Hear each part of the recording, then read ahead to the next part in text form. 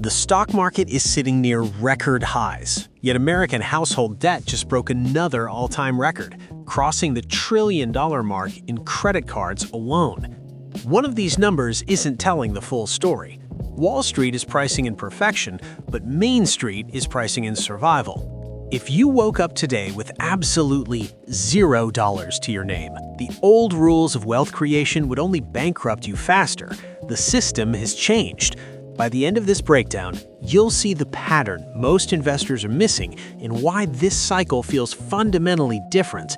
I am going to show you exactly how I would rebuild from zero, step by step, using the macro data hiding in plain sight.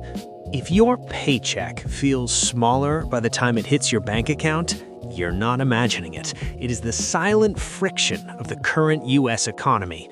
Let's bring this down from the Federal Reserve's boardroom right to your kitchen table. You go to buy a house, and mortgage rates have frozen the housing market entirely. You go to the grocery store, and the total of the register feels like a typo. You check your 401k statements, and the volatility is enough to make you seasick.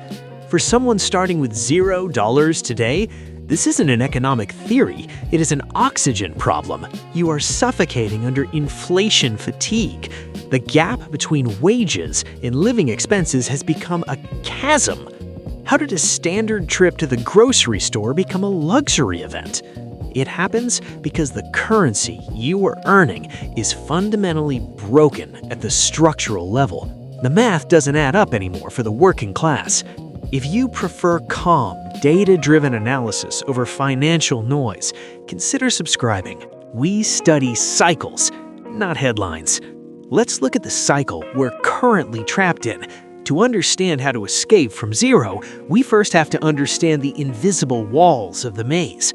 To find the exit, we need to look backwards. History doesn't repeat, but it rhymes. Everyone wants to compare today to the 2008 financial crisis. They're waiting for a sudden, catastrophic collapse, a singular moment where the banks fail and housing prices plummet by 50% overnight. But that is the wrong mirror. We are not in 2008.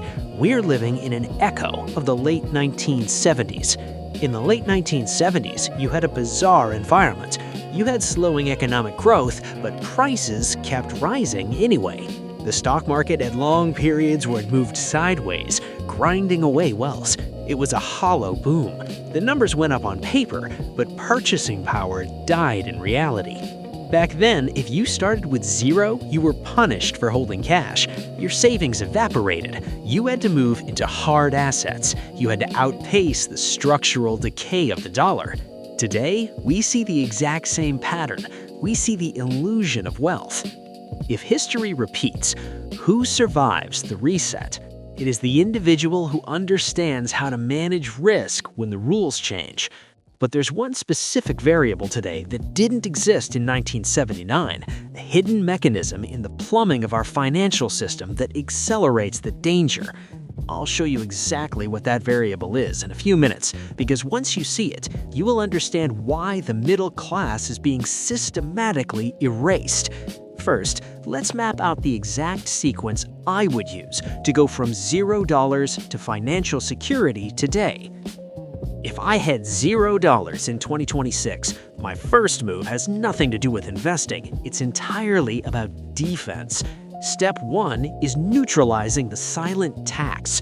Right now, the inflation rate is a predator. Whether it's headline CPI or core CPI, it doesn't matter. The compounding effect is brutal.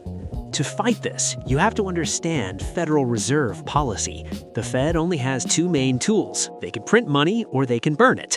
They manipulate interest rates to control the speed of the economy. Right now, they're performing quantitative tightening. Think of the U.S. economy as a massive swimming pool.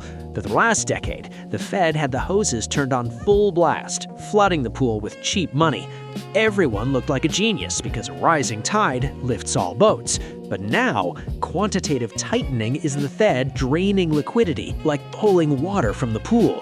When the water leaves, you see who's swimming without trunks. If I have $0, I cannot afford to be caught in the drain. That means avoiding consumer debt at all costs. Credit card interest rates are mathematically designed to keep you at zero forever. What happens when the cost of servicing the debt exceeds the growth of the income? You become a permanent renter of your own life. Once my income covers my baseline, step 2 is weaponizing the savings rate. Most people leave their cash in a traditional bank, earning a fraction of a percent. That's a guaranteed loss against inflation. I would immediately look at the bond market, specifically Treasury yields. When the 10-year Treasury yield is high, it means the government is paying you a premium just to hold their debt. This is the risk-free rate. If I'm starting from zero, I'm parking my first emergency funds into high-yield vehicles directly tied to Fed policy. I'm not trying to get rich quick. I'm trying to build a fortress. Looking at your local economy, does this feel like a soft landing to you?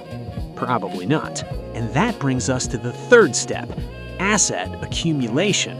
For the average investor, retirement planning has always been blindly throwing money into a 401k and hoping for the best.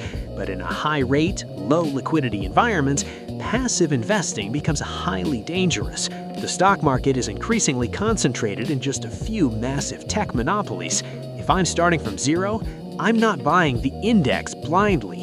I'm building skills that generate active income and funneling that income into hard, scarce assets.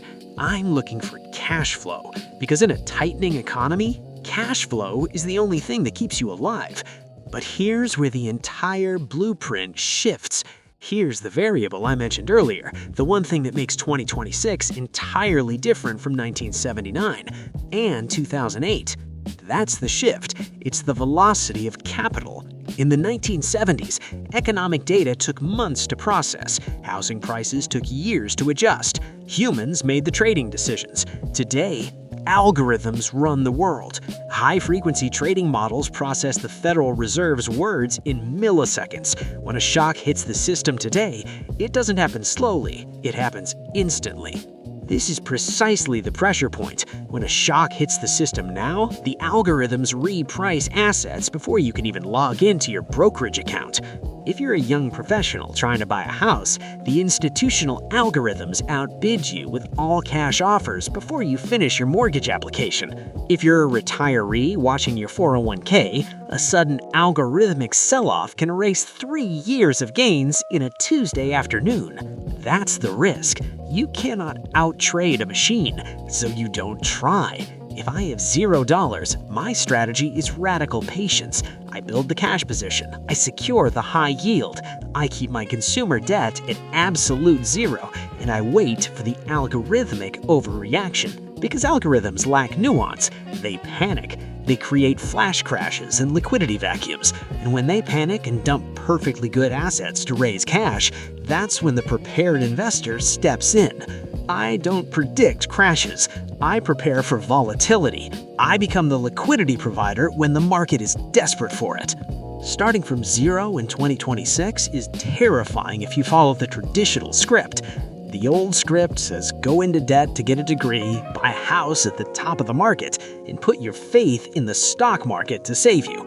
That script is dead. The new reality requires an agile balance sheet. It requires respecting the macro cycles, understanding that inflation is a policy choice and interest rates are gravity. I wouldn't panic. I wouldn't let the headlines dictate my heart rate. I would simply build the foundation, brick by boring brick, and let the mathematics do the heavy lifting. Are you prepared for the shift? Cycles test emotions. Discipline builds wealth. If you value long-term thinking in a noisy financial world, this channel is for you.